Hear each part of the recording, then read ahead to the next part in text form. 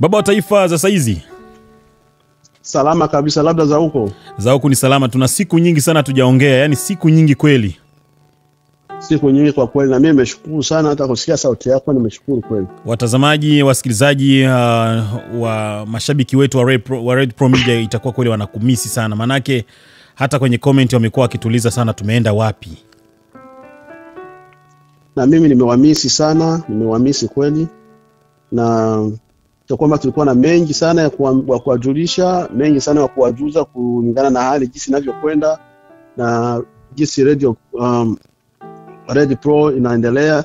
Yes. Nafikiri leo itakuwa ni nafasi nzuri sana ya kuwajuza kabisa ya kulingana na hali mzima ya nchi jinsi inavyokwenda ya. Okay, sasa twende moja kwa moja kwenye pointi.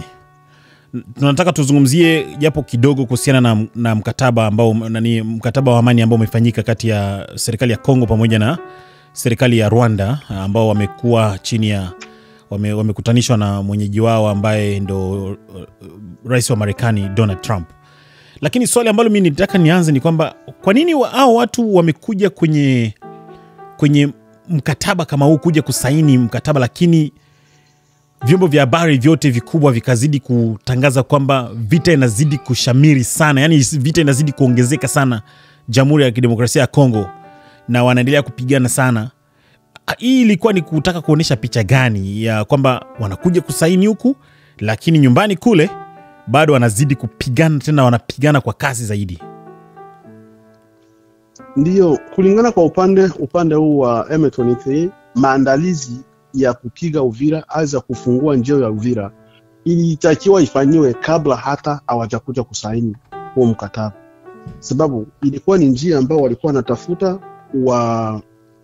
wafike Uvira, sababu kufika kwa Uvira ni sehemu, Uvira ilikuwa ni sehemu yao muhimu, ilikuwa inaziba njia nyingi sana, sababu walio wengi wanasadiki kwamba vifaa vingi sana vya FARDC sasa hivi vinatumia airport ya Burundi ya Bujumbura, na ikiwa na vinapita kwenye barabara ya mpaka wa Burundi vinaingia Uvira, hapo wangekamata Uvira wangekuwa wamefungua njia nyingi sana, wangekuwa wamezulia Burundi, wangekuwa wanazulia Kongo kupata vifaa, na wanajeshi wote ambao wako kwenye maeneo eneo wasingefanya chochote, na wangepata njia ya kwenda njia ya bahari kufika Kalemi, wangepanda njia ya barabara RN namba 5, na wangepanda njia ya milima kufika Manyema, ambako huko kote wasingepata resistance hata yoyote, kwa kuwa wapambanaji wa asili, wapambanaji ambao wana historia ya kupigana na wana uzoefu wa kupigana miaka yote, ni watu ambao wanaishi sana Uvira na Fizi, na ngome yao kubwa sana kutia ndani na jeshi la Burundi, ambalo pia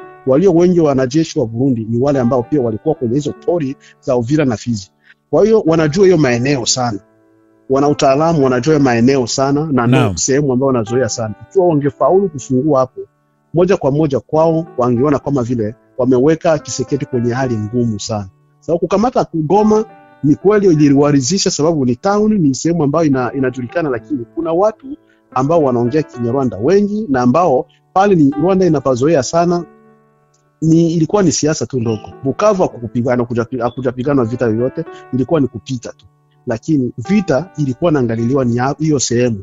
Sasa ni mpango ambao walikuwa nao wapige Uvira kabla ya kuja kusaini hii mikataba, na wangefaulu kupiga Uvira kabla ya mikataba na kupita kufungua hiyo njia, Kagame asingekuja, angeleta kituko fulani au msikizingizio fulani cha kutokuja, kwa kuwa anajua kwamba huko mwenzake ameshamvunja mguu, wakati wowote tu ataweka mikono juu na kutoka na aweke mtu yule ambaye ataweza kumtembeza kati anavyotaka, sababu ndio ilikuwa mpango wake rasmi. Okay, sasa kabla hatujaanza hiki kipindi, kuna news ambayo tulitumiwa na watu wetu ambao wapo kwenye ground. Wametuambia kwamba wanajeshi wa Kongo wamepigana vikali sana na M23, na M23 wameshindwa vita kiasi kwamba wamerudia nyuma. M23 wamerudia nyuma, wamekimbia, na bado mpaka saizi hawajaishika mji wa Uvira. Hapa tunakuwa sehemu zinaitwa Widala, sisi force wazalendo ambaye tunakuwa na mtu simaji na nyembo pamoja na kikosi yote. Tunaangusha drone ya M23 enemy. Hapa tuko tunaangalia Kamanyola, tunaangalia Rupango. Kwa kweli tuko katika kazi. Ndio maana adui hana nguvu na haizi kuwa na vya kusema, kwenyewe tuko kabisa. Sisi hatuogope adui wala hatuna oga na yeye. Tuko na kikosi kikubwa hapa kwenye tupo. Na kwenye adui iko ajue kama drone yoyote itakuya haitakuwa na force tena. Tunakuwa na ndugu zetu Warundi ambaye tunakuwa nao. Kwa kweli tunafanya kazi hapa sehemu zinaitwa Wigala, na hatuna oga na tutatoka na tutajengua. Na najua kuna wengi wamekwisha kimbia, lakini sisi tunasema tutabakia kudongo wetu wa Kongo, wala hatuogope mtu yoyote. Kwa kweli adui atajinue, hatumuogope. Hapa ni kikosi kikubwa ambaye kimesimama hapa. Ukiangalia hapa kuna kwa watoto wa mzee Kadandari Makanaki, please. Kuna kwa watoto wa mzee Patriote. Hapa kabisa kazi inaendeka bila oga, bila mashaka. Mtu asiwadanganye. Hapa kuko kikosi ya mzee Patriote pamoja na Makanaki Kadandari. Merci kwa walio Uvira, merci kwa inchi Kongo yote nzima. Tunakuwa katika kazi. Asante sana. Amena. Kwa hiyo ili swala la kusema kwamba wameshindwa kuikamata tena Uvira katika muda huu inaleta picha gani kwa Kagame? Ni kama jinsi nilivyokuambia kwamba ikiwa watu wamesema na vyombo vya habari inatangaza kwamba wameshindwa, wameangalia nguvu ambazo walikuja nazo. Kwa kuwa video na watu wamesadikisha, wametuma video nyingi sana kuona kwamba meli mzima ambayo inabeba hata watu 5,000, zaidi ya 5,000 ilikuwa imejaa. Gari 19 zilivuka kwenye mpaka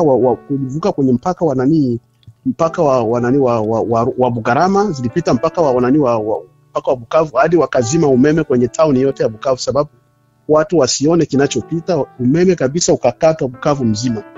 Wow. Sababu wasijue kitu gani ambacho kinapita, lakini kwa kuwa watu wanaona, watu wanatumia generator zao, watu wengine wanakaa barabarani, walipiga picha na video kuona jinsi zinatoka Rwanda zinaingia, nyingine zinatoka Goma zinaingia, na mawasiliano yapo. Watu waliopo Goma wanasema kwamba jeshi kubwa ilitoka kule, mmoja likatoka Gisenyi, nyingine wakatoka kwa yale maposition fulani wote, na wale ambao walitoka Gisenyi Rwanda wakaingizwa kwenye meli, wakaja moja kwa moja kujichanga na wale ambao wako Bukavu.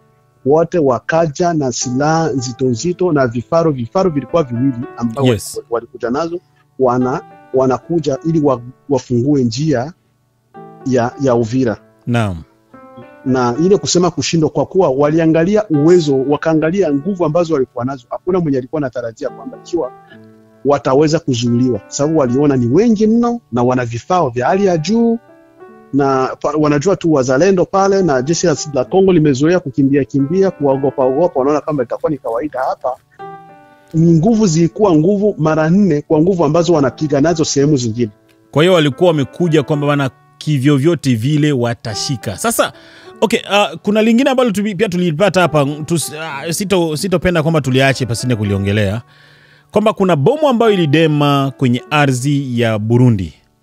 Na hiyo moja kwa moja iti Warundi, jeshi la Burundi likatoa tahadhari kubwa sana kwa taifa la Rwanda au jeshi la Rwanda au nchi ya Rwanda kwamba endapo tutashuhudia tena ya pili, basi moja kwa moja tutarusha moja kwa moja na sisi pia mabomu Rwanda. Hii taarifa uliipata hii? Taarifa nimeipata. Naam. Taarifa nimeipata na tukasumulia na watu ambao wako Bujumbura. Yes. Walisema ni kweli bomu 2 zilidema. Na moja ndio ilifanya maafa, nyingine ilidema sehemu tofauti. Na hiyo ilikuwa ni baada ya hasira ya kuona jinsi kuna kifaro chao, kuna sio tu kifaro, kuna ile kemikanze ambayo drone nayo ilibomolewa, na zaidi ya hiyo kuna ile wanafanya bruage ambayo inaharibu mfumo wa ndege kutembea, hizo ndege za anga kutembea nao. Wa Rwanda ulikuwa umeshawekwa pale kwenye antene kubwa karibu na Rubarika kule juu, karibu ya Kamanyola walikuwa wameweka, ikaharibiwa pia. Okay. Sasa ilikuwa ni vyombo vikubwa sana ambavyo vilikuwa natoka Rwanda, na general mkubwa ambaye alikuwa anaongoza operation alikufa kwa ile sehemu ambayo ilikuwa ile kifaru, sababu yeye ndo alikuwa anaongoza kwa ajili ya kufanya. Kuna general ambaye alikufa. Kuna general mkubwa ambaye alikufa pale. Kwa hiyo iliwashusha moyo sana. Baada ya hilo, kwa hasira kubwa walianza kurusha mabomu, sio tu Burundi, walianza kushusha mabomu kupiga Luvungi, iliumiza watu sana. Walianza kurusha mabomu kiolela kwa watu tofauti. Ndio maana watu walikuwa nafikiri labda Luvungi kuna vita. Luvungi hakuja kupigana vita yoyote, ilikuwa ni mabomu ambayo walikuwa narusha, wanatoka zimoja zilikuwa nawekwa pale Bugarama, zingine walikuwa wanaziweka sehemu za nani kutoka Bukavu. Kuna kijiji fulani pale nimekisahau kidogo kimepita, ndio walikuwa wanaweka hizo silaha ambazo walikuwa wanaziruhusu, ndio kaanza kujirusha sasa zinakwenda sehemu tofauti wakapo. Walikuwa wanalenga kambi ya jeshi la Burundi ambayo iko sehemu ya Chibitoke tu. Sababu ilidema tu, ilikuwa ni kama sentimeta ilikuwa kama meta 10 na hiyo kambi ya jeshi ya Burundi, lakini haikuzuru chochote. Okay. Ndio walikuwa wanailenga ile. Sasa wakashindwa kujua kwamba vita ambavyo watavichokoza kwa Burundi ni vita vya region, na ndio maana community inawaambia kwamba msije kuchokoza Uvira, na vita vyovyote ambavyo vitaingia Uvira si kwa ajili ya Kongo tu, mtakuwa kama mnachokoza vita ambavyo vinaweza vikaingia Rwanda pia, kwa kuwa ni kama vile mnachokoza Burundi na Kongo mara moja. Sasa hivyo vita havitakuwa tu vita vya Kongo tu, itakuwa ni vita vya Burundi navyo na itajilinda pia. Yes, so okay. Kwa hiyo mpaka hapo tunaendelea kuona kwamba Kagame bado yupo kwenye mikakati yake ya kuhakikisha kwamba anapata kila anachokitafuta.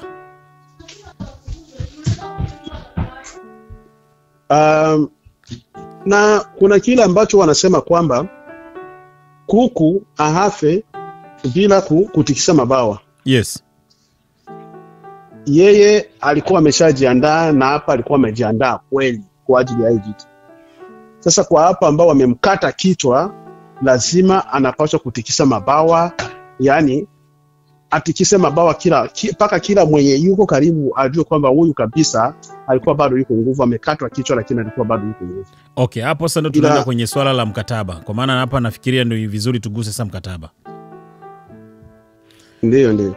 Wengi wanasema kwamba Rwanda amewin, ametoka mshindi. Yaani amecheza karata zake vizuri sana, kiasi kwamba Tshisekedi alipoteza dira, yani alipoteza mwelekeo, na wakaja kuunganisha kwamba hata ukiangalia hata kwenye yale mikataba saa hata ya kuonesha kwamba bana tumesaini, ya Tshisekedi ilikuwa imejifunga, kitabu yake ilikuwa imejifunga kwa sababu ya kujikuta kwamba alikuwa ameshapotea mwelekeo, yani kila kitu.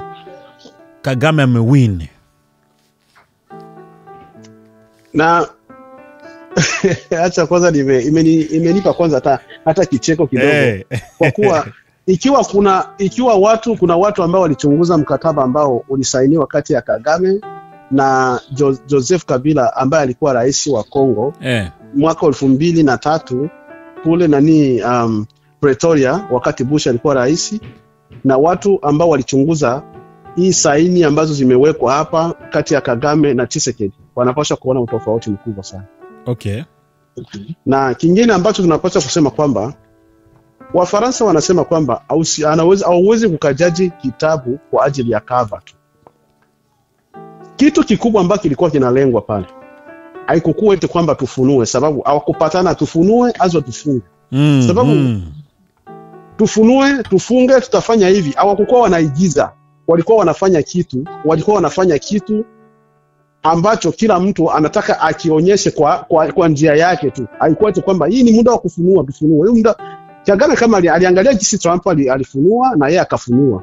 Na Tshisekedi naye wakati aliona wana nani, naye alikuwa anafunga, hakukuwa anafikiria kama ndio muda kama tunapaswa kufunga. Sasa wakati aliona kwamba wanafungua, acha na mimi sasa nifungue. Ilikuwepo hata wakati wa Ndungire na Kaikwamba na Bulosi wakati walisaini ule mkataba wa kwanza wa Juni 22.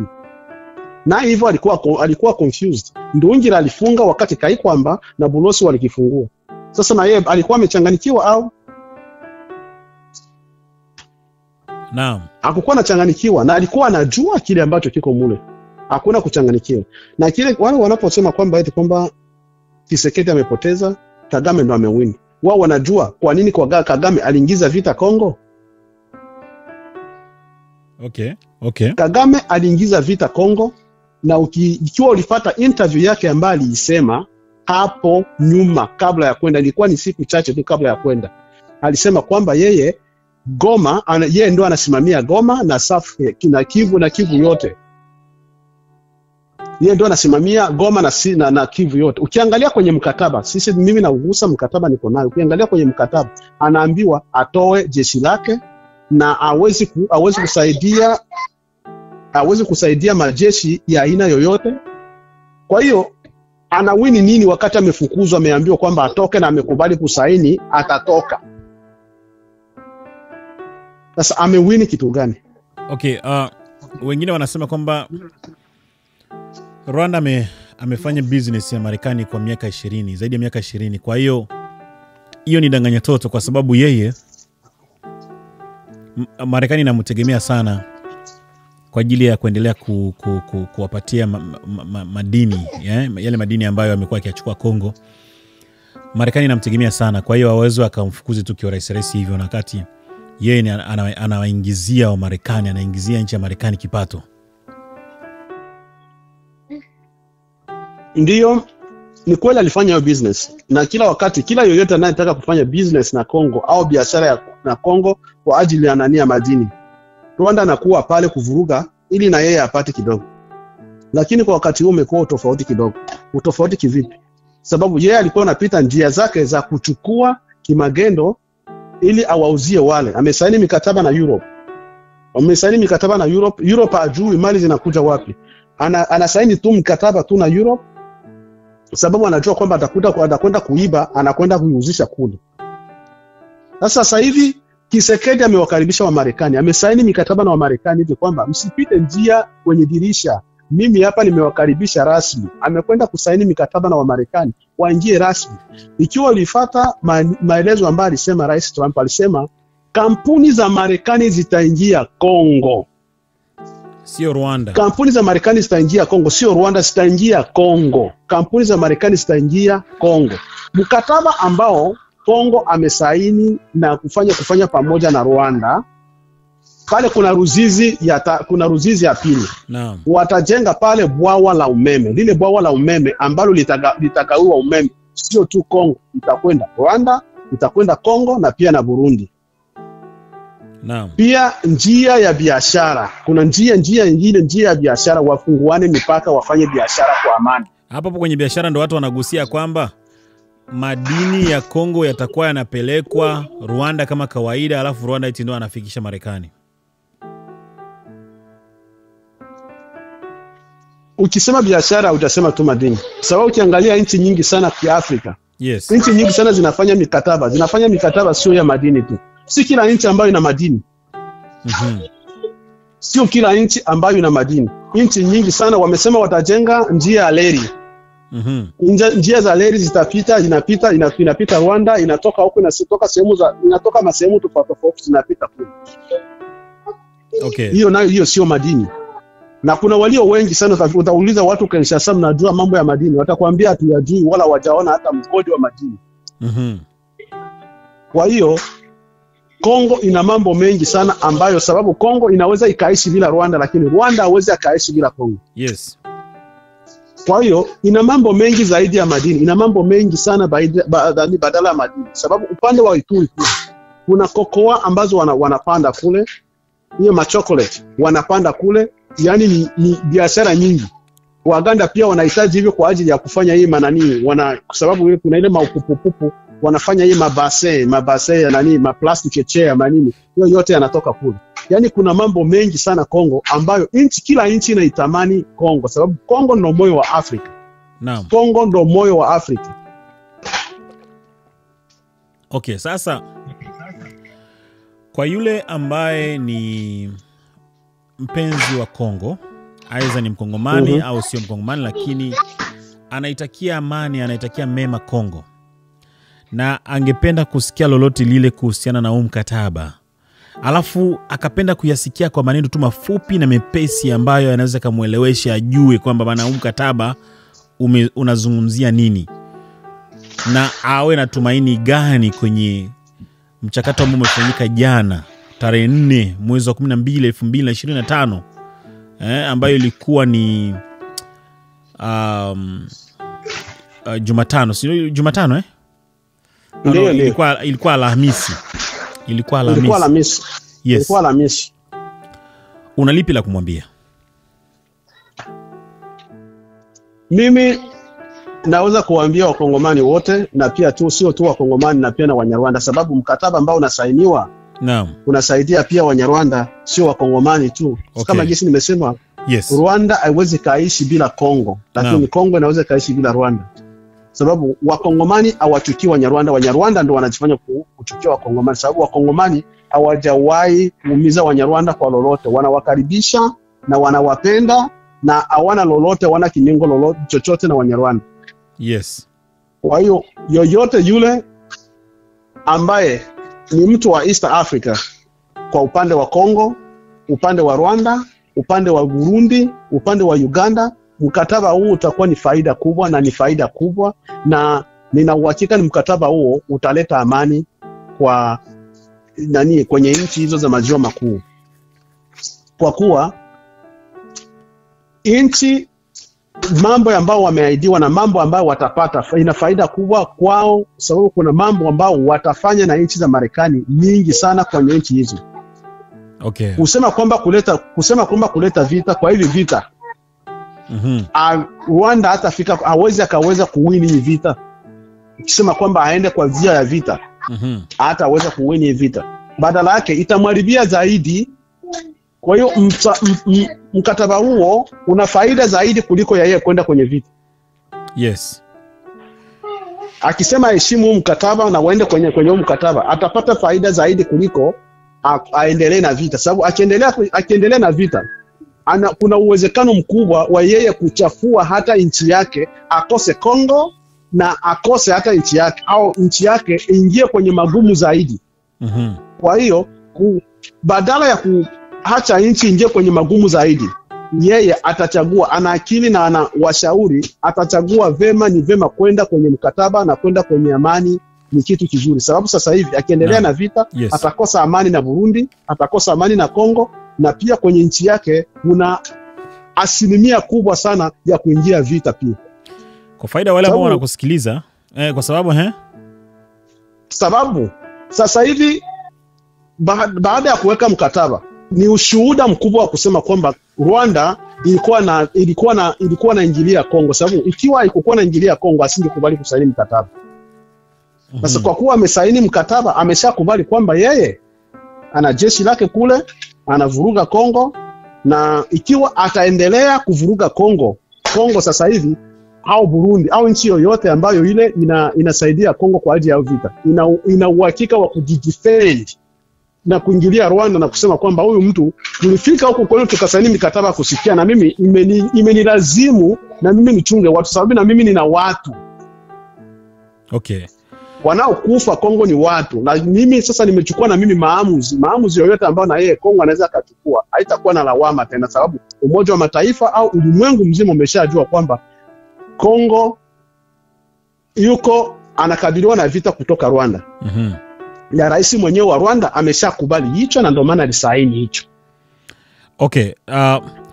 Tukimalizia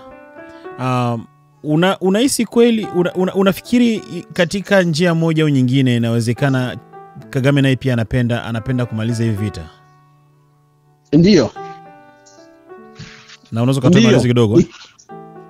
Ndio, naweza nikatoa maelezo, sababu ikiwa asingekuwa anapenda hivi, asingekuwa na kwenda pia kutafuta amani. Sababu hata mtu mwenye nguvu apendaki kukaa na vurugu, hata mtu mwenye nguvu zaidi apendaki kila wakati anapigana, na yeye anahitaji naye kuwa na kupumzika, achukue angalau atulie hata kidogo. Ni kweli Rwanda anataka benefit fulani, anataka faida fulani kutoka kwa Kongo, lakini aliingia kwenye vita kwa kuwa hana njia nyingine, alikosa njia nyingine. Alijaribu kumuomba kwa njia ya utulivu, ikaona kwamba vile haiwezekani, sababu watu wengi hawajui kwa nini Rwanda aliingia kwenye vita, kwa nini Rwanda alipigana na Kongo. Na watu wengi hapo ndo nilikuwa nataka nikuulize hili swali, kwa sababu ni kama vile tulikuwa tumeshataka kulisahau, na kati ni swala muhimu sana. Hivi kwa nini Rwanda aliamua kupigana na Kongo? Alafu kabla ya kujibu hili swali, tunaongea kiushabiki au tunaongea kwa sababu yeyote yule ambaye anaweza kutusikiliza leo ajue ukweli? Ninachokiongea siongee kwa sababu ya ushabiki. Naam. Wala siongee kwa sababu ya nani ya kusema kwamba labda sababu mimi ni Mkongomani au nataka niongee kwa sababu ya faida ya Afrika, sababu amani ambayo mimi siwezi na sita, yani siwezi nikafurahiwa Uganda kuingie vita, Burundi kuingie vita, Rwanda kuingie vita, aza vita vinavyokuwa Kongo aviweke mtu yeyote amani. Kuna hata Wanyarwanda wengi sana hawafurahiwi na hii vita ambayo iko Kongo. Yes. Wanaangalia na kwa kuwa hawana uwezo wa kufanya wanaviangalia hivyo, na kwa kuwa wameshakuwa kwa upande ule wameona kwamba maneno ya Wakongomani, kwa kuwa wanakuwa na ile hasira, wanasema kwamba nyinyi ni watu wabaya, na yeye ni ule upande, anajikuta yuko kwenye ule upande, lakini hawaipendi hiyo vita. Sasa acha tuende turudi huko kusema kwamba naam, kwa nini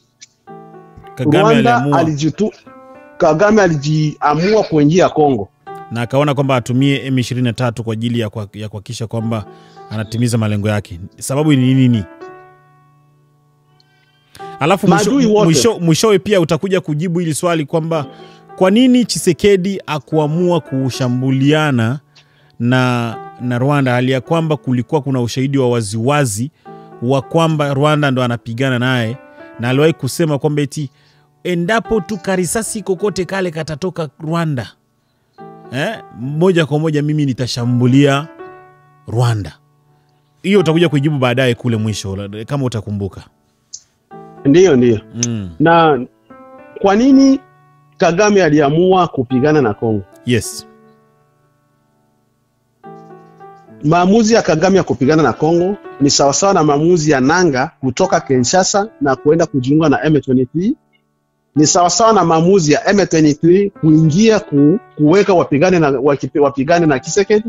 Ni sawasawa na maamuzi ya Rais Kabila kutoka kule kuja kujiunga, yeye aanzishe hiyo kupigana na Tshisekedi.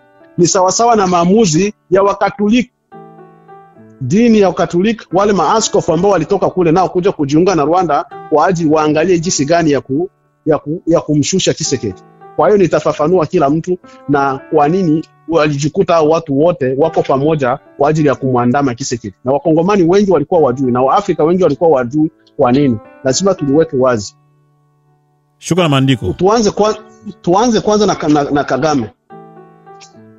Wakati walikwenda mwaka 1994 na 96 kwenda kumtoa Mobutu, mtu ambaye alijitoa wa kwanza, sababu walianza kuuliza nani atakwenda kumtoa Mobutu. Walimuuliza Museveni. Museveni hakukuwa anapenda hilo kujiweka wazi kwa ajili ya kwenda kutoa Mobutu, kwa kuwa Museveni alikuwa na urafiki fulani pale na Mobutu. Sasa ilibidi Kagame yeye mwenyewe ajitolee kwamba mimi nitakuwa kwenye mstari wa mbele. Sasa baada ya Kagame kujitolea na leo jeshi lake alikokuwa nyingi, kwa kuwa Kongo ni kubwa sana, ikabidi wajumuike Kagame, Museveni na Burundi wote wajiunge. Lakini mwenye alikuwa anaongoza operation alikuwa ni majeshi ya Rwanda, ndio alikuwa anaongeza operation kwa kiasi kikubwa, na yeye aliyekuwa chef d'operation alikuwa ni James Kabarebe. Sasa wakakwenda wakamtoa Kabila. Wao kumtoa Kabila akawageuka, wakaja wakaunda RCD. Wao kuunga RCD wakati Kabila alikufa, mtoto wake akaja akasema tuende kwenye mazungumzo. Kwenye mazungumzo ambayo ilikuwa RCD ilikuwa tu ni Rwanda ndio ilikuwa ni RCD. Sasa kule wakalazimisha Kabila asaini kwamba atakuwa anatoa milioni 66 kila mwezi kupatia Rwanda, na ndipo amani itakuja. Baada ya kukubali hivyo na kukubali wanajeshi wote ambao wanaongea Kinyarwanda watakuwa wanakaa sehemu za Makivu huko, wakasaini wakakubaliana na hilo, hapo Kongo ikaja amani. Na ndio Kabila akaanza kusema ile kwamba yeye amefaulu kuweka Wakongomani pamoja, lakini sio kwamba alifaulu kuweka Wakongomani pamoja aweze kumaliza vita, ni kwamba yeye alikubali yenye Kagame alikuwa anafanya. Sasa baada hapa Tshisekedi ameingia, Tshisekedi hakuwa anapata election, kweli hakuwa anapata, alikuwa ni Fayulu. Sasa wakamwambia kwamba sisi hatuwezi tukatoa ile madaraka kwa watu kwa bwana Fayulu, atatugeuka. Tunajua watu wa Equateur watakuwa tofauti, watatugeuka, mambo yatakwenda pabaya. Ikabidi Vital Kamerhe aingilie pale, aseme kwamba huyu jamaa atafanya hivyo na atatii kila kitu. Wakasaini mkataba pale na kusema kwamba ile milioni 66 atakuwa anailipa. Na pia Kuhusu madini akasaini mikataba na Rwanda kusema kwamba kuhusu madini, wewe jenga tu viwanda, tutakuwa madini inachimbwa huko na sukuliwa huko, wewe unauzisha, tunaangalia jinsi ya kugawanya. Ukiangalia Rwanda alijenga viwanda vingi sana vya dhahabu, na Rwanda hakuna mgodi wote wa dhahabu. Ile ilikuwa ni mahadi fulani ambayo aliajiana na Tshisekedi. Kuhusu nani, baada yeye kukataa, walianza kuwa na hali mbaya mbaya. Ukiangalia mwanzoni kabisa Tshisekedi alikuwa rafiki mzuri sana wa Kagame. Alikuwa nasafiri, hata mtu wa Tshisekedi alikuwa nasafiri kwenda Rwanda, na Tshisekedi aliwahi kutamka kwamba Kagame system frere ni ndugu. Alisema kwamba Kagame ni ndugu. Akamfikisha paka Goma, wakatembea. Ikiwa kuna watu wanakumbukumbu watakumbuka, alimwalika akafika kule, waliani walikuwa wanajikana, Kagame anafika Kongo, Tshisekedi naye akafika Rwanda, wanatembeana, kila mtu anaona kabisa hapa labda undugu unakuja au urafiki unakuja. Sasa baada yeye kutokutii, kuanza kuona kama mambo hayaendi sawa, anasema hata mbona hii milioni iende hivi, akaanza kumkata mwenzake, akawa anapata ile hasira. Ndio maana Kagame akaanza kuleta maamuzi mabaya. Sasa kuhusu upande wa M23, ile wakati Tshisekedi alipewa madaraka na Kabila, hakukuwa na muamini, alikuwa nafikiri huyo mtu hata kwenda sawa. Wakati election inapita, Tshisekedi kabla ile wakati muda wa ile election, Tshisekedi alikwenda akaongea na M23, akawaambia, akawaingiza paka Kinshasa kuambia huyu jamaa hapa, ikiwa hata kubali kutuachia madaraka, sisi hapa tunajua adui wako ni rafiki yako. Yeye akaenda kuota urafiki na M23.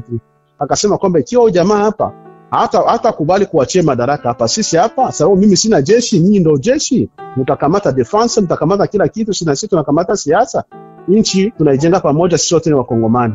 Moja kwa moja akajiana nao hivyo. Sasa wakati alipopewa madaraka, wakakaa kule wakina Willy Ngoma. Ndio maana ukisikia hata kwenye interview Willy Ngoma anasema nikaa Kinshasa na walikuwa wanatulisha, walikuwa wanatufanya hivi nini kila kitu.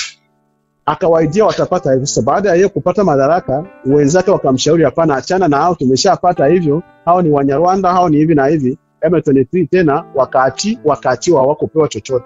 Nao pia wakawa na kile kinyongo. Huyu jamaa ameshapata, sasa ndio amekututulia. Sasa ikawa rahisi sana kwa Kagame kuingizia, kwa sababu hakuna njia nyingine. Hawezi akaingia, yeye ni nchi nyingine, hawezi akaingia Kongo bila kisingizio. Akakwenda moja kwa moja, kwa kuwa akaenda tena kuchukua M23, muje huku muingie ili tuangalie ya kuleta fujo. Hiyo ikaleta pia Nanga, naye yeye ndio alitangaza ile matokeo ya uchaguzi. Na yeye Nanga wakati anatumika na Kabila alikuwa na viwanda vyake vya migodi ya dhahabu kule ambayo alikuwa nayo. Sasa alianza kutoa ombi zake kwa Tshisekedi. Nataka niwe waziri mkuu, wanakataa. Nataka munipe wizara, wanakataa. Sasa baada ya wao kukataa, alianza kutoa matamshi mabaya. Yale matamshi mabaya nayo pia haikufika vizuri kwenye ikulu ya rais. Ikulu ya rais ikaanza kutoa nayo masheria ya kusema kwamba kunyang'anywa ile migodi yake ya dhahabu. Baada ya migodi yake ya dhahabu kuanza kunyang'anywa, akapata hasira. Moja kwa moja akaanza kuongea akaanza ongea na Kabila. Mbona huyu jamaa tulimfanya hivi, mbona hajafanya hivi? Kabila naye akasema ni kwamba huyu mtu ameshanigeuka, nilikuwa napana naye mkataba wa kusema kwamba atakuwa na muhula mmoja, mbona yeye hali yake gisi anaanza kugeuka, huyu hata kuwa sawa. Ndio maana uliona baada ya miaka miwili tu Kabila naye akapita na geuka moja kwa moja. Ndio hao maadui wote wakaja kujiunga kwa wao, wakafungua ile chama ili walete hiyo vitu. Wa upande wa Katolika nao ilikuwaje? Baada ya Tshisekedi kuchukua madaraka, Wakatolika wana asilimia 60 ya shule za msingi na shule za sekondari Mkongo. Sasa hizo shule zote za msingi, hizo shule za msingi na shule za sekondari ambazo ziko kule, walikuwa wanaingiza mamilioni ya pesa Mkongo. Sasa ile enseignement gratuit au shule ya bure ambayo ililetwa na Tshisekedi iliwaharibia business. Hiyo kuharibia business ilibidi na wao wakerwe, wamwambie hapana, achana na hivi, weka tu malipo angalau yawe madogo, lakini wawe nalipa angalau kidogo. Ile kuweka malipo ya bure, wanafunzi wengi sana wanatoka kwenye shule zetu hizi hapa wanakwenda kwenye shule za serikali za kulipa za malipo ya bure. Sisi huku atuingize kitu vinatuharibia.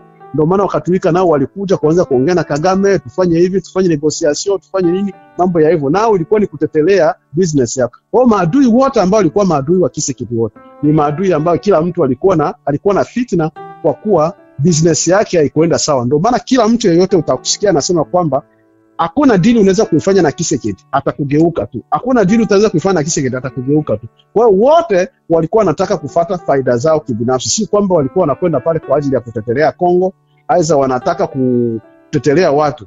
Ndio maana Watusi ambao wanaishi Mkongo wasifikiri Kagame alikwenda pale kwa ajili ya kuwatetelea, au wasifikiri labda M23 iko pale kwa ajili ya kutetelea. Hapana, wale wote ambao kwa kwenye vile viti, kila mtu akipata cha kwake pale, nyinyi raia mtabaki mtaachwa tu watu wa kawaida. Kwa hiyo vita hivyo vinakuja kuwawekea tu chuki na kuonekana kama mnauzishiwa vita, yani mnavigaviziwa, sio kwamba mnauzishiwa, mnavigaviziwa, vinatumikishwa jina lenu kutumikishwa, lakini hamfaidishi chochote. Tunatetelea Watusi, tunatetelea Wanyamulenge, tunatetelea kina fulani, lakini hamna faida yoyote. Au wote, kila mtu alikuwa na tatizo zake za kibinafsi na Tshisekedi, na ndio ilileta vita. Sio kusema vita ilikuwa ni kwa ajili ya Watusi kuwatetelea, au kwa ajili ya kutetelea mambo ya FDLR, mambo ya kusema kwamba tunatetelea Watusi, tunatetelea wa fulani, yote ilikuwa ni kisingizio. Hiyo hapo ndo matatizo ambayo Kagame alikuja anatetelea milioni 66 na nanga madini yake. Nafikiri hata kwenye interview watu walimsikia M23, hata utasikia kwenye interview wanakuambia kwamba sisi alituweka pale akatuambia tufanye hivi tujenge nchi, au na yani wanani Wakatolika nao masomo iliwavunjia, ndio maana walileta. Kwa kuwa mtu mwenye ametumika miaka miwili tu, unaweza ukamwambia kwamba baada ya miaka miwili unaanza kujaji kwamba eti kwamba ajenge nchi. Baada ya miaka miwili tu, angali kwanza miaka miwili haikufika M23 ajaingia. Ilikuwa ni mwaka mmoja na miezi tayari wameshaingia, afanye vizuri, anaendesha vibaya, analeta chuki, analeta hichi, analeta hichi. Ilikuwa ni propaganda tu ambayo analeta ili waangalie jinsi ya kuleta vurugu. Mbona Kabila alitumika miaka 18? Kabila alitumika miaka 18. Akatumika na hakuna yani vita vilikuja wa kusema Kabila amefanya hivi, Kabila amefanya. Walikuwa analeta vita vyao sababu ilikuwa ni vita tu kwa ajili ya kuiba, ilikuwa vita kwa ajili ya kuja kusaidia chochote. Na ukiangalia bila ya kazi ambayo alifanya Tshisekedi hata wakati wa vita, una compare na miaka 18 ambayo alifanya Kabila, haina ufanani kabisa, kuna utofauti mkubwa sana. Basi kwa hiyo wale watu ambao wote walikuwa wanajiunga kwa ajili ya kuja kumwandama, si kwa ajili ya faida za watu au kwa ajili ya kusema kwamba wanakuja kwa ukombozi. Hakuna mkombozi hata yoyote. Kila mtu alikuwa anakuja kwa sababu alinyimwa haki yake kibinafsi. Okay. Nimekaa kimya kwa muda mrefu kwa sababu ya kuhakikisha kwamba nimekuachia zako uongee vizuri tu. Lakini kuna swali ambalo ningependa labda kuliuliza hapa kwenye hilo yote ambalo uliongea. Je, Kagame kweli amekubali kusaini haya mikataba pasina japo lolote lile ambalo alikuwa analipata katika Jamhuri ya Kidemokrasia ya Kongo kutekelezwa? Kwa maana umeongea pale kwamba kuna vitu ambavyo alitakiwa kuendelea kulipwa kama vile jinsi alivyokuwa anavipata kabla. Leo hii ameenda kusaini kweli mikataba. Hajabakizwa kama labda ilikuwa milioni 60, basi at least labda ataanza kupewa milioni 30 au hata 20. Je, ametoka kabisa pasina manufaa yote ile na ameenda kusaini kweli? Na ndio maana nimekuambia kwamba kuna ahadi fulani ambazo amepewa pia na Marekani kusema kwamba kwenye kile chumba kilipata matokeo ya kuongea na mmoja mwenye na yeye pia alipita, alinongezwa kidogo na wale ambao walikuwa kwenye kile chumba ambacho waliongea. Donald Trump maneno yake ambayo alianza kuiongea, alianza kumwambia Kagame kwamba dunia hii hapa ambayo tunaishi hatuwezi tukaiharibu, sisi tuanze kuiharibu, kwa kuwa dunia si yetu peke yetu. Dunia ni kwa ajili ya sisi ambao tuko hapa na viumbe vingine ambao watakuja. Kwa hiyo kila mtu ana haki ya kuishi na amani. Ikiwa wewe unatamani amani, mwenzako pia anatamani amani. Sasa hautasema kwamba utakuja huko unasema mimi nataka amani, wakati wewe unakuwa ni chanzo kikubwa cha kumwekea mwenzako kelele. Kwa hiyo ikiwa unataka amani, wewe unapaswa kuwa kwenye mstari wa kwanza wa kutangaza amani.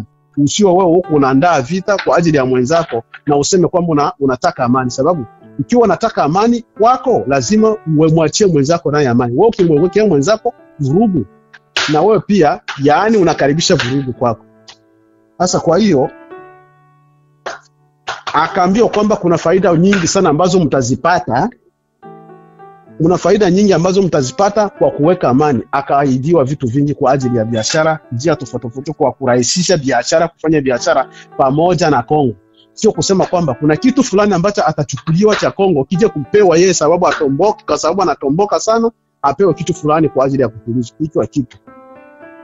Ndio maana pale wakati Tshisekedi alirudia Kongo, alikaribishwa kwa furaha, sababu alichokuwa anataka yeye zaidi. Hivi Tshisekedi amesharudia Kongo Amesharudia na alipokelewa kabisa, na alipokelewa kwa vigeregere vikubwa sana, kwa kuwa yeye Kenya alikuwa anataka Tshisekedi kwamba integrity ile yani zile provinces zote za Kongo zibaki vile vile, kasitoke kidogo. Ile ambayo kama alikuwa anasema kwamba mimi naangalia Sud Kivu na Nord Kivu, naangalia hivi, kama unataka kutumikisha mniongelee na mimi. Hata alipata hilo silo lake, sababu nchi inaambiwa kwamba anapaswa kuheshimu mipaka ya nchi, na akasaini kwamba anatakiwa kuheshimu yako kwenye ile mikataba. Kwa hiyo hakuna Kenya atapewa, hakuna rubaya iwe nini, yani hakuna atakachokipata, hakuna atakachokipata. Kwa hicho ni njia ya biashara, kufanya biashara pamoja. Kama ni dhahabu, anatakiwa pia arangue, aingie kwa njia ya wazi kwenda kurangua, na yeye kama atauzishia watu wake kwa bei anayoitaka huko ni sawa, lakini sio kwa njia ya silaha. Kwa sababu yeye ana mashine. Kwa hiyo kama ana mashine, basi atakuwa anarangua na anaingiza kwenye nchi yake, labda ndo apeleke. Ndio. Wanaweza wakaja kuongea na Tshisekedi kwamba bwana, mimi hapa nina ya kusafishia, kwa hiyo njoo hapa nisafishie. Kwa kuwa mimi nasafisha na mimi haijakuwa uniuzishie kwa bei ambayo itakuwa nafuu, kwa kuwa na mimi labda kuna uchafu fulani ambao utabaki hapa, iwe hivyo. Kwa njia kama hizo, lakini sio kwa njia zile tena za vurugu, za kuingiza vita wala nini. Na walio wengi wanaweza kuwa na wasiwasi wa kusema kwamba bado kuna njia vita, wangali wanaongeza, lakini wangali wanafanya hivi. Anasema usiku unakawia, lakini unafikia tu, unafika kucha. Sasa hivi kuna wengine, hata ili niwaambie na wale ambao watasikia, hata kama ni wanajeshi wa Rwanda, aza wanajeshi hata wanani wa upande wote, kuna wale ambao watakuja kufa leo na kesho wanaambiwa kwamba mwanze kurudi Rwanda. Sasa yeye anakuja kungangania kwamba tupigane leo, kesho anaambiwa kwenda. Uangalie rais wenu amesha saini, mnapaswa kuelewa rais amesha saini. Ile saini ambayo ameshaweka ya kusema kwamba yeye ameachana na vita, mnapaswa kutii ile. Sababu mtakuja kujiona utakuwa mjinga, hata kama utajua kama ni mjinga, maiti yenyewe itaonekana tu ni ya ujinga. Wewe unapigana leo na kufa leo, kesho majeshi yanaanza kurudi Rwanda, yote yanarudi. Ndio zile maiti ambazo zinachapoka tena kwanza fimbo zile. Sasa sababu hakuna M23 itabaki pale, na wateknisie watu ambao wanapiga zile silaha kubwa au silaha zile kubwa zote zinaenda, sababu Rwanda hata akiziacha serikali ya Kongo itazichukua. Yeye ataona kama vile tena anabaki nyuma. Zile silaha zote kubwa atarudi nazo Rwanda, atazirudisha tu ni zake, na wale technician wote watarudia. Ni jeshi la Rwanda ndio technician ndio ambao wana ujuzi wa kupiga, sababu wao wamefundishwa kupiga zile silaha kubwa, na ni silaha za milioni nyingi sana, ni silaha za pesa nyingi, na kutia ndani na silaha zote ambazo walikamata Goma, sababu serikali ya Kongo ilikuwa naweka silaha nyingi sana kwenye nchi ya Goma. Hizo zote zitakwenda Rwanda zote. Hizo zote zitakwenda Rwanda. M23 itabaki na zarasharasha. Na kwa upande wangu mimi, ikiwa ningekuwa mmoja kati ya hao wanani wa Ngomino au watu ambao bora ningekwenda kujisalimisha kwa serikali, kwa sababu sasa hivi ikiwa mtu anaona kwa sasa hivi ile kusema ile kwamba kulikoni mimi niingize watu wote waingie kwenye matatizo, ningesacrifice mimi mwenyewe niseme kwamba mimi nimeachisha vita ili watu wengine wabaki na amani. Sababu kwa sasa hivi wenye watakuja kuamuka leo asubuhi hivi. Sasa hivi wazungu wanampa wakati Kagame. Hawakutangaza kwamba wanajeshi wa Rwanda watatoka siku gani. Waliambia Kagame Trump aliulizwa swali, alisema quick and immediately, yani haraka na sasa hivi. Yani haraka na sasa hivi inamaanisha kwamba baada ya kusaini ile mkataba sasa hivi balikuja naongea kwenye chumba kile, waliambiwa kwamba tangu sasa hivi tunapaswa kuangalia jinsi ya kuanza kupanga mipango ya kurudi. Sasa wewe utakuja kuvimba, unakwenda kwenye vita kwamba tunakwenda tufungue Uvira, tunakwenda tufungue tuende fasi fulani. Kesho yake anakuja kuambia bwana, rudisha majeshi yote yarudi Rwanda. na vifaa vile vikubwa vyote virudi. Mipaka waliokuja njia ya Goma watarudi njia ya Bukavu. Waliokuja njia ya Bukavu watarudia njia ya Bugarama. Kuna wale waliosema kwamba walikuwa wanafurahia sana utawala wa M23. Unafikiri kwamba watakuwa kwenye wakati gani endapo M23 itaondoka? Itawachukua muda, inaweza ikachukua hata wengine watatoka kwenye nchi ya Kongo, sababu sasa hivi kuna wale majamaa ambao walisema angusha ule au wote wako kwenye malisti. Kwa hiyo watu kama watakuwa kwanza na wakati mgumu, lakini baada ya hapo watu wataishi sawa. Mchi ikishakuwa na amani itakuwa. Sio hata Rwanda waliofanya mauaji Rwanda ili wapatia watu wakati mgumu. Kuna wale ambao walikimbia kabisa wakurudi, na kuna wengine walikimbia tena wakarudi wakasamehewa. Ni nchi yao. Ilikuwa ni hivyo, wengine labda walivifanya kwa sababu hawakuwa na jinsi, walilazimika kufanya hivyo, lakini baada ya wakati tu watatoka. Baada ya wakati wanakuja tena wanaishi. Nchi kishakuwa na amani na mambo yanakwenda sawa, watakuja tena wanasamehewa, wanaishi sana. Wengine hata kama watarudi pale pale walipokuwa, wengine watahama kwenye masehemu zingine, wanaishi tu, sababu nchi Kongo ni nchi kubwa, wataishi tu. Kongo ni nchi kubwa sana, tena kubwa sana yani. Ni nchi kubwa, ni continent, ni moyo wa Afrika, ina raia wengi, ina madini mengi, ni nchi kubwa, ina kila kitu, inaenea, ni full package. Sasa baba wa taifa, hili swali basi ndio ile wa mwisho ambao nitakuuliza hapa alafu nikuache. Okay? Kuna watu ambao wanasema kwamba Kongo haiwezi kuwa kwenye amani, Kongo haiwezi kuwa kwenye maendeleo, kwa sababu Kongo ikiwa kwenye amani na kwenye maendeleo itasaidia sana nchi nyingi za Afrika. Kwa maana nchi nyingi za Afrika zinaitegemea sana Kongo hivi kwamba waendeleze maendeleo katika nchi zao pia. Kwa hiyo na wazungu au watu wa Ulaya au wakoloni wetu hawapo tayari kutuona wa Afrika tunainuka, na ndio kwa maana hawawezi kuiacha Kongo ipate amani au ifanye maendeleo. Una mtazamo gani ukisikia kitu kama hichi? Hii ndio swali yangu ya mwisho, namalizia hapa. Hata ikiwa mtu anaunguza mgonjwa ambaye ameshaumwa kwa muda mrefu, walio wengi wanasemaga kwamba anakwenda tu, hilo inakuwa ni kusubiria wakati tu. Wakati ukienea atakufa kwa wakati wowote. Kongo sio tu nchi moja ambayo inaweza kusaidia tu Afrika. Hapana, kuna nchi nyingi ambazo zinaweza kusaidia Afrika. Na yeyote anayesema kwamba Kongo haiwezi kupata amani, huyo anasema ni uongo. Sababu kwenye miaka 30 Kongo ilikuwa kwenye amani. Wakati Mobutu alikuwa rais, Kongo ilikuwa na amani kwa miaka 32. Kwa sasa hivi ilikuwa ni tatizo ya leadership. Tatizo si wazungu. Kila wakati tusiwe tunalaumu wazungu kwa kila kitu, hapana. Tumeshaishi na wazungu, tunajua hali za wazungu za kuishi. Mzungu ukiwa uko mtu ambaye wewe ukiwa uko mtu ambaye uko na nguvu zako, lazima atakuachia ujibebe. Hata ukimpokea yatakuelewa. Wakati sisi tumekomaa, sisi vita tulikuwa na uzoefu wa kusikia vita vilikuwa ni Rwanda vya Wahutu na Watusi na Burundi. Kongo kulikuwa kuna chochote. Kulikuwa tusikie chochote kuhusu vita Kongo. Ilikuwa ni historia tu, tunasikia viko Rwanda, tunasikia viko Burundi. Na walio wengi walikuwa waamini kwamba ikiwa Rwanda inaweza ikapata amani. Sababu gani? Kule kuna mambo ya Utusi na Hutu, kuna mambo ya ukabila. Ukabila kukuwepo Kongo umekuja kuanza hapa mwaka 1996. Kwa hiyo kupata kwa Kongo amani sio ndoto, hapana. Lazima amani ya Kongo itakuja. Amani ya Kongo itakuja na maendeleo ya Kongo itakuja, na sio kwamba itakuja sisi. Kuna baadhi yetu, sababu hakuna mwenye anajua siku zake za maisha, kuna baadhi yetu sisi hapa ambao tuko hapa wataiona amani, wasikilizaji wetu wengine wataiona amani, wataona maendeleo na watafanikiwa na hiyo amani na maendeleo. Awe Mnyarwanda kama jinsi nilisema, awe Mnyarwanda, awe Mrundi, awe Mkongomani, awe Mganda, awe Mtanzania, awe Mnigeria, awe mtu yeyote yule atafaidika na amani ya Kongo, sababu Kongo ni moyo wa Afrika. Kongo ni kubwa, Kongo ina raia wengi, Kongo ina asilimia mengi na asilimali nyingi. Kongo ni full package. Kongo ni full package. Kwa hiyo leadership ndio ilikuwa inakosa Kongo. Na Tshisekedi alikuja, ijapokuwa yeye mwenyewe labda akumbuke alisema kwamba yeye anakuja sio kwa kuweka Kongo kwenye development, lakini kupasulia wakongomani njia. Yeye anakuja kupasua njia. ataiacha Kongo iko kwenye nafasi ambayo inaanza kujibeba, lakini rais mwenye atakuja nyuma ya Tshisekedi atakuja sasa kuanza kupasua, kujenga Kongo vizuri, na maendeleo ya Kongo itakuwa na itafanikisha Afrika mzima. Kongo itapata amani. Mimi nina uhakika na nina hiyo imani ya Kongo itapata amani. Okay.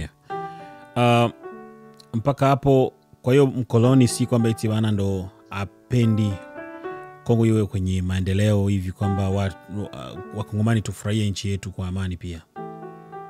Sio mkoloni, sababu sasa hivi tukisema mkoloni, sasa hivi Belgique si ndio mkoloni ambaye alicolonize Kongo? Yes.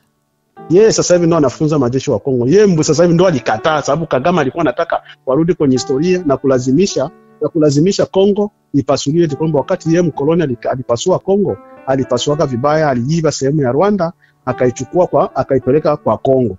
Sasa Belgique akamwambia hapana, wakati nyinyi Rwanda mlikuwa mnaishi, mlikuwa na mpira ambayo ilikuwa kule, mlikuwa mpira yenu ilikuwa kule, na wakati Kongo ilipasuliwa, ile wakati eta Belgique, wakati nani ilipasuliwa Kongo ule mwami Kigali. Yes. Alikuwa na sehemu yao, na Kongo ni kubwa, wasingeweza kukata tena Rwanda ambayo ni ndogo wampatie Kongo, sababu Kongo hakukuwa na hitaji udongo mwingine, mwenye alikuwa na hitaji ni Rwanda. Sasa wasingempasulia tena Rwanda, watu wapasue tena kwa Rwanda wapeleke kwa Kongo, wangepasua Kongo wapeleke Rwanda. Belgique akasema pana shezeni ndi Belgique akasema kwamba ilikuwa ni Kongo, yote ilikuwa ni Kongo, na Burundi sehemu za Katumba yote ilikuwa ni Kongo. Okay. Chia Burundi. Sasa ndio maana uliona Belgique moja kwa moja Rwanda ilifukuza embassy ya Belgique, ikafukuza kule, sababu alikataa hilo. Ingekuwa ni wakoloni wangekubali moja kwa moja na vurugu zingekuwa hata zaidi hapo. Okay. Cha pili, ingekuwa ni wakoloni pia wa Marekani wasingeweka gharama hii kubwa ya kuja kusainisha mkataba ili wapate amani. Si ndio wakoloni wao hivi? Yes.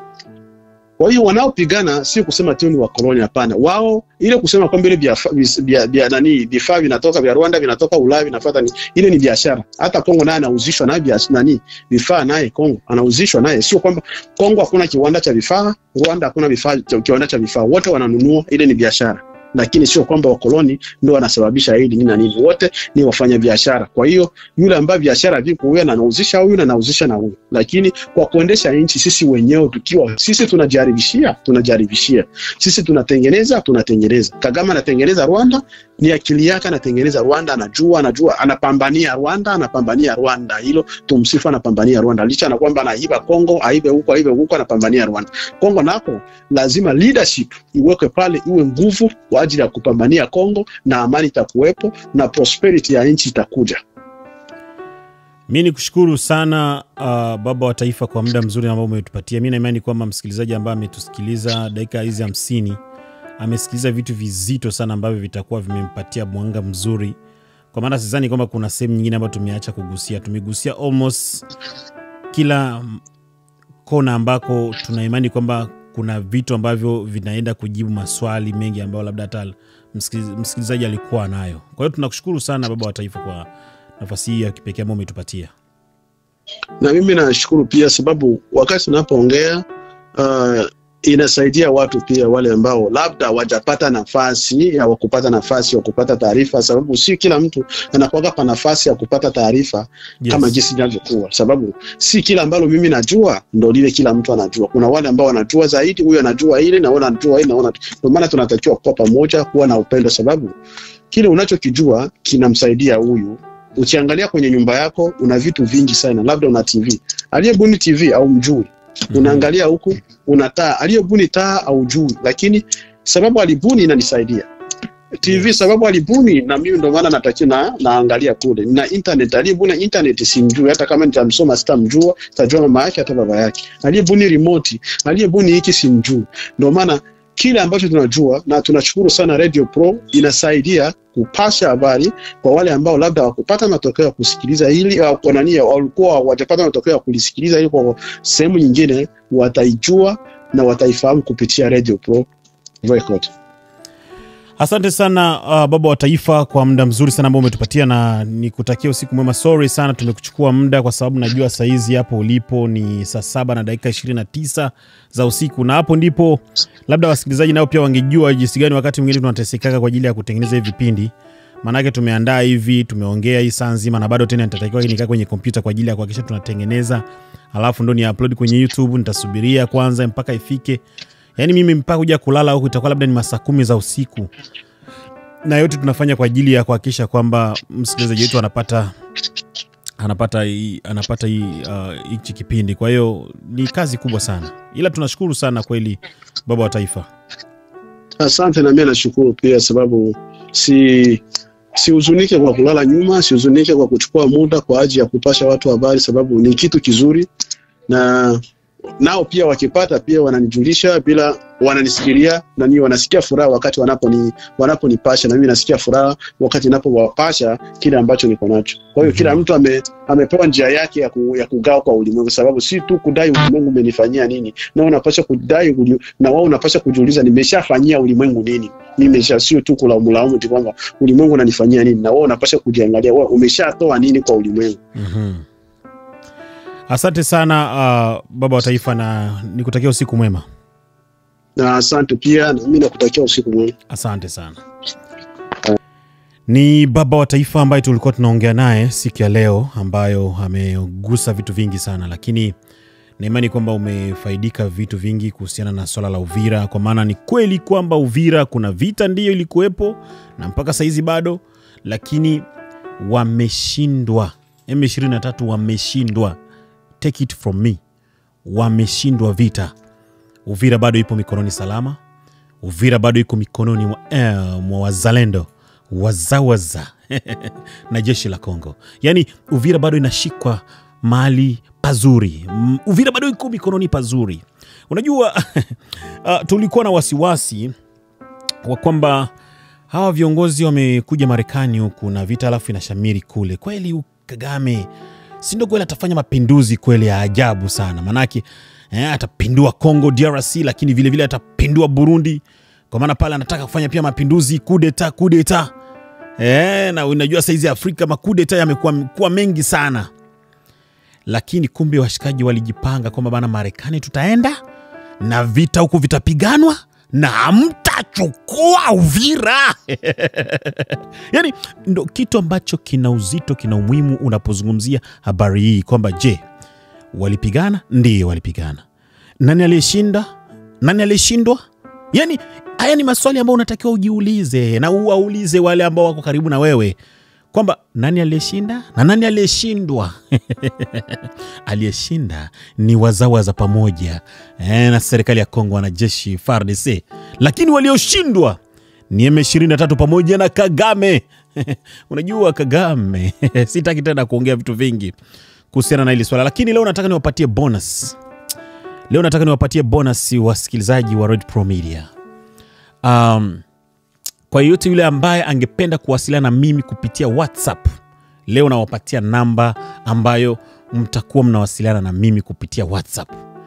Hii hapa ni bonus ya kipekee sana kwa ajili ya kuhakikisha kwamba tunatengeneza familia na tunataka tutengeneze kundi. Kwa hiyo utakaponitumia message, unatakiwa uniambie kwamba bwana wewe ni mwanafamilia wa Red Pro Media, mwanafamilia wa Red Pro Media, hivi kama ni kuunge kwenye kundi. Namba yangu ya simu ni 1, unaanza na +1 au namba kujumuisha 1, alama ya kujumuisha, yes, alama ya kujumuisha 1, alafu unaandika 208 695, tena nasema hivi 695, alafu 1245. Hiyo ndo namba ambayo unaweza kuwasiliana na mimi. Yani hii ni bonus ambayo nimeamua kukupatia hivi kwamba tuendelee kuwasiliana vizuri kwa ukaribu zaidi. Ukipata taarifa unatupatia. Ukipata taarifa hivi kwamba bana media iendelee kuwa active. Yani ukipata lolote lile njoo. Na vile vile pia ukipenda kushiriki kwenye media kwamba bana unataka pia uongee, tunaweza kuwasiliana na wewe popote pale ulipo. Yani tunaweza kuwasiliana na wewe hata uwe Afrika, uwe wapi. Ni kama vile jinsi baba wa taifa mimi siishi naye hapa. Siishi naye, yuko mbali kabisa na mimi. Wengi sana ambao mara nyingi umekuwa kisikiliza, ukiwasikiliza wakishiriki kwenye vipindi, mara nyingi wanakuwa hawapo hapa. Wanakuwa hapo mbali sana, lakini tunakuwa tunawasiliana. Kwa hata na wewe pia inawezekana ukasikia vitu vingi na ukasema kwamba no. Hii media unajua naikubali sana. Na kama naikubali, nataka na mimi pia niwe nashiriki kwenye vipindi. Niwe nikigusa au nikiongea na wasikilizaji. Kwa maana hapa tunaelimishana. I'm not gonna lie to you. Mimi mpaka saizi ninavyofanya hizi kazi silipwi. Yani YouTube wa watu lipi. Tulikutana na ma-strike mengi sana kiasi kwamba channel yetu haingizi hata $1 kwa sasa hivi. Yani just to let you know, channel yetu haingizi hata $1. Kwa hiyo tunafanya kwa upendo wa nchi yetu ya Kongo. Hatufanyi kwa kusema kwamba eti kuna pesa tunaingiza. Hakuna matangazo tunapata, hakuna matangazo tunatangaza ya kusema bwana tunapata wadhamini. No.